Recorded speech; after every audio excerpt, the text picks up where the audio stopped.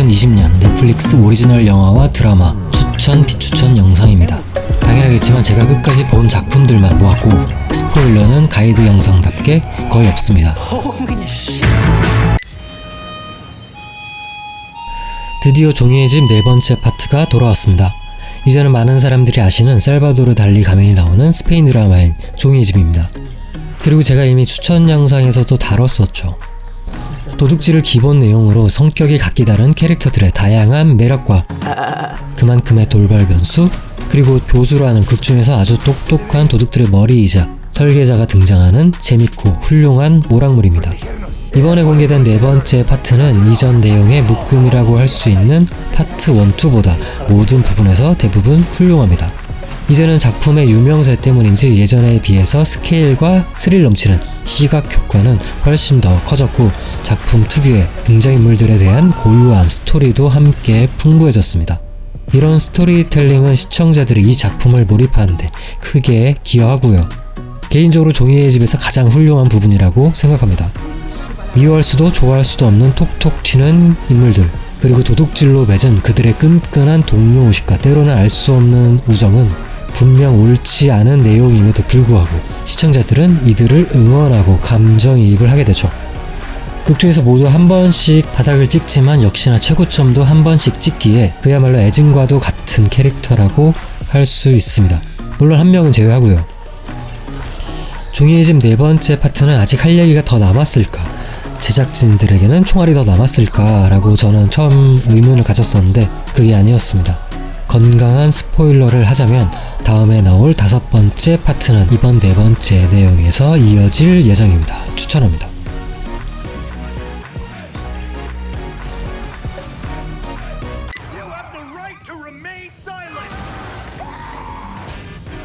넷플릭스 오리지널 작품들은 넷플릭스가 투자를 하지만 제작에는 거의 개입하지 않는 자유로운 환경에서 제작되는 게 특징입니다. 그래서 정말 창의력 넘치는 좋은 작품들도 있고 정말 구린 작품들도 함께 있죠. 커피앤카림은 여기서 완벽하게 후자에 속합니다. 정말 더럽고 정말 저렴한 대사들과 비호감인 캐릭터, 킬링타임용으로도 부족한 노잼 스토리는 그야말로 폭탄입니다. 패스.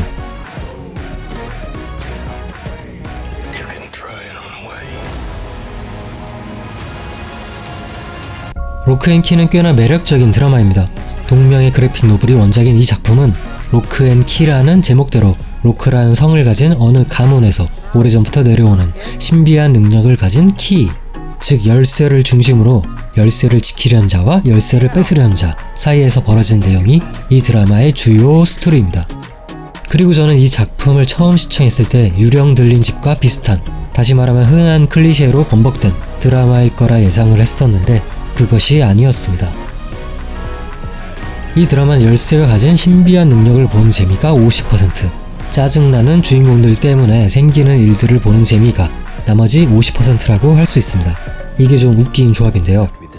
하지 말라는 짓만 골라서 하는 로크 가문의 인물들은 열쇠의 신비한 능력과 섞이면서 어디로 튈지 모르는 매력적인 스토리를 만들어내었습니다.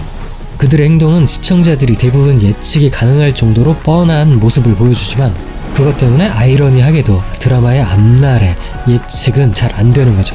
분명 안 좋게 진행될 게 뻔한데 열쇠라는 소재 덕분에 이야기에 활기 아닌 활기가 생기는 겁니다. 다시 말하면 진부한 캐릭터들이 진부하지 않은 진행을 만들어내는 거죠.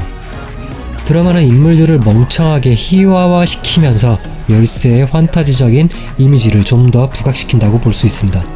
인물들 간의 갈등 혹은 시련보다는 그 인물 자체의 단점들이 전체 상황의 구조를 변화시키고 악화시킴으로써 로크앤키가 매력적으로 보이는 거죠.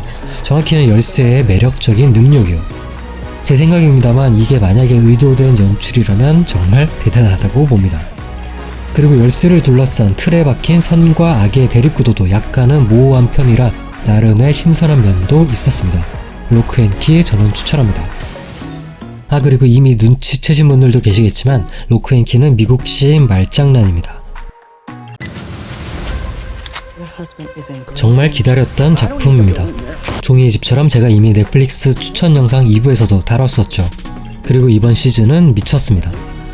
오자크의 줄거리를 간략하게 설명드리면 금융업에 종사하는 어느 가정의 한 남자가 친구 때문에 어쩔 수 없이 카르텔의 돈 세탁을 시작하면서 죽지 않고 살기 위해 시작하면서 그의 인생과 그의 가정까지 격변하게 되는 내용입니다. 오자크의 내용은 브레이킹 배드와 아주 약간 유사합니다. 브레이킹 배드가 마약이 주요 소재라면 오자크는 마약이 아닌 돈 세탁에 해당되죠. 그리고 주인공 가족들에게 끊임없이 생기는 고난과 역경, 그들의 변화하는 심리까지도 닮았습니다. 다시 말하면 극중의 인물들의 시작과 끝이 다른 거죠. 그리고 심지어 연기까지도 닮은 건지 배우들의 연기력은 너무나 좋았습니다. 다시 말하지만 특히 이번 시즌은 아주 미쳤고요. 예측하기 힘든 긴장감과 극심하게 충돌하는 인물 간의 대립은 오자크 세 번째 시즌의 최대의 감상 포인트입니다. 그리고 매 에피소드마다 의외의 장면에서 한 번씩 터져주는 어이없는 웃음도 상당히 괜찮았고요. 개인적으로 줄리아 가너의 연기는 완전 좋았습니다. 추천합니다.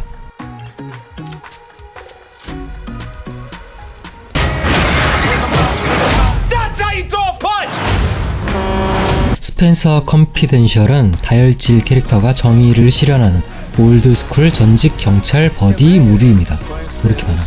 뭔가 잘 맞지 않는 반대의 두 사람이 의기투합하여 문제를 해결한 내용이고 적당한 유머와 액션이 떠오르는 딱 그런 영화입니다.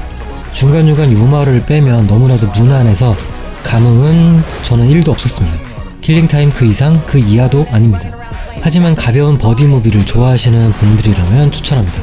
그게 아니라면 패스.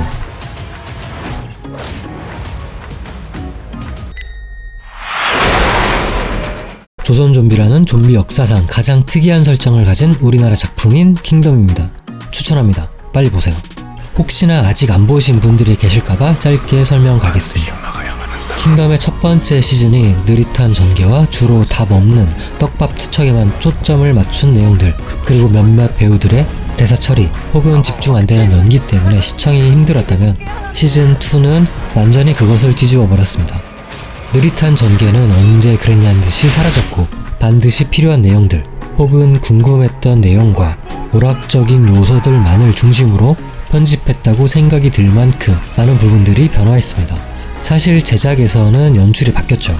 시즌1과요. 좀비의 기원과 좀비와의 대규모 전투, 정치적인 숨은 음모, 비극적인 캐릭터들까지 좋아할 만한 내용들이 6개의 에피소드 내내 쉴 새 없이 진행됩니다. 추천하는 작품이고 킹덤은 종이의 집과 같은 네임드 월드와이드 작품이 될 거라 저는 예상합니다. 암튼 추천합니다.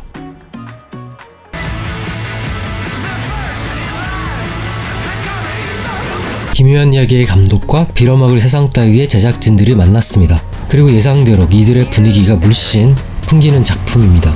10대들의 성장기, 즉 성장통을 바탕으로 운명과 같은 초능력을 지닌 10대 소녀의 자아에 대한 고민을 담은 드라마입니다. 질풍노도의 시기에 있는 초능력 소녀의 이야기랄까요. 주인공인 시드니는 고립된 인물입니다.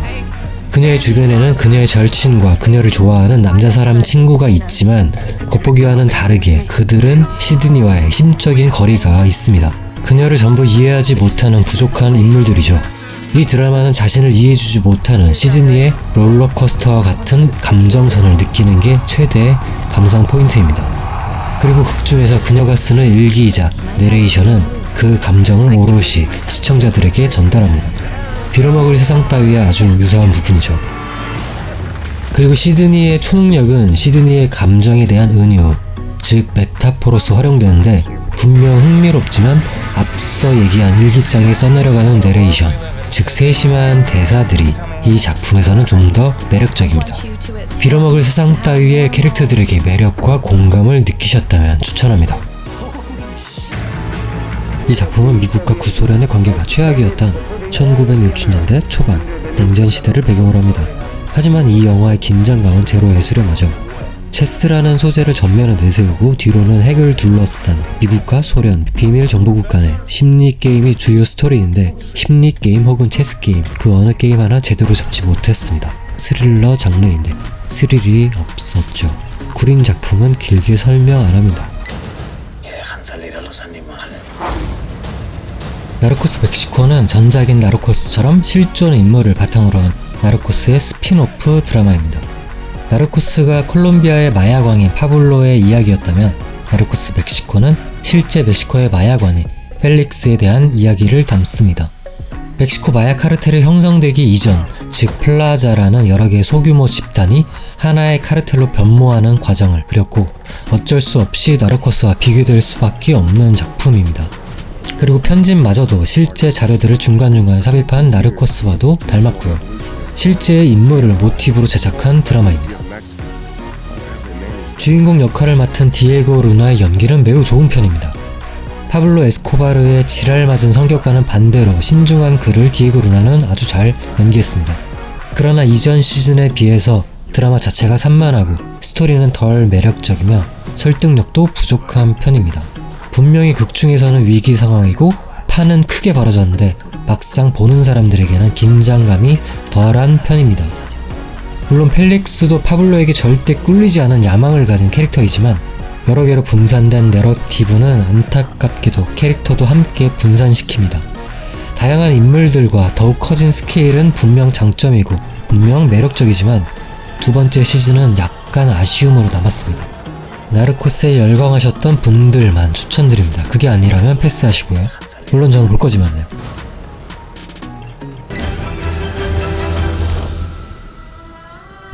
무려 90분짜리 3개의 에피소드로 구성된 영국 드라마입니다. 뭐 3부작 영화라고 불러도 충분할 정도죠. 제목 자체가 스포일러인 드라큘라는 브램 스토커 원작인 드라큘라를 기초로 하여 현대적으로 재해석한 작품입니다. 그 유명한 드라큘라 백작과 같은 소설 속 인물이자 뱀파이어 헌터인 반 헬싱을 모티브로 한 인물이 등장하고 판타지적 요소들과 깨알같은 유머가 섞인 괜찮은 작품입니다. 드라마는 19세기부터 21세기인 현재까지 에피소드가 한 세기 단위로 독특하게 진행되고 동유럽을 시작으로 드라큘라의 기원과 반 헬싱 후손과의 전투를 3개에 걸쳐서 보여줍니다. 드라큘라는 단순히 인간의 육신, 즉 달콤한 피로, 삶과 젊음을 유지하지만 한편으로는 달라진 세계에 융화하려는 모습들이 캐릭터와 작품을 돋보이게 합니다. 하지만 옛날 사람이란 점과 현대적으로 재해석했다지만 다소 투박해 보이는 연출은 조금 아쉽습니다. 이 작품은 드라마 셜록과 닥터 후의 작가인 마크 게이티스와 스티븐 모펫이 참여했습니다. 그래서인지 셜록과 닥터 후를 좋아하셨던 분들이라면 어떤 스타일의 드라마일지 감이 오실 겁니다. 어느 정도는요. 참고로 마크 게이티스는 역시나 이번에 출연도 함께 했어요. 영대인 셜록을 좋아하셨던 분들은 추천합니다. 후비안들도 추천합니다. 그게 아니시라면 첫 번째 에피소드만 보셔도 나쁘지 않습니다. 재밌게 보셨다면 구독 및 좋아요 부탁드립니다. 감사합니다.